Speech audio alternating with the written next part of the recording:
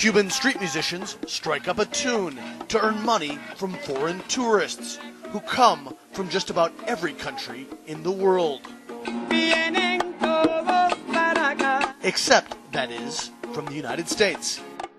I'm from Norway, so I'm from Germany, and I love Cuba. We're from Somerset, England, and we come to Cuba because it's really interesting. It's changing, and we'd like to see it before it changes too much.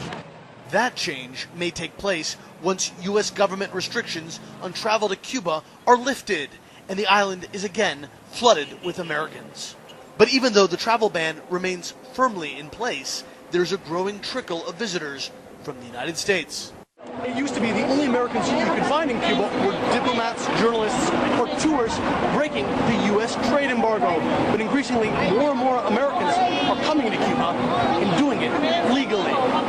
The square in Spanish is known as Plaza Vieja. It's called people-to-people travel. Guided tours by licensed operators that are supposed to focus on cultural exchanges and skip the beach. That's good for trade, good for everybody's standard of living.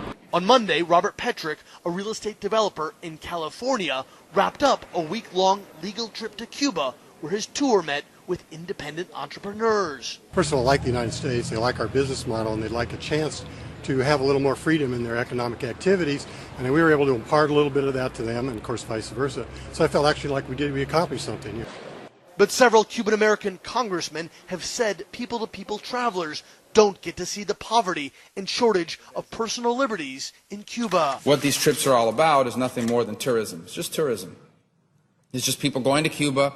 And the reason why this is problematic is because it gives money to the Castro government. Juan Hernandez says more and more American visitors are hiring him to drive them around Havana in his 1934 Ford.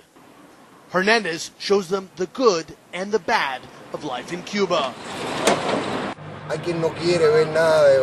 We take them everywhere, he says. Some people say, don't show me the pretty areas. I want to see the reality.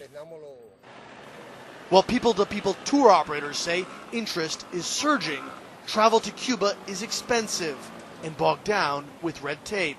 For most Americans wanting to experience Cuba, the island remains still just out of reach. Patrick Ottman, CNN Havana.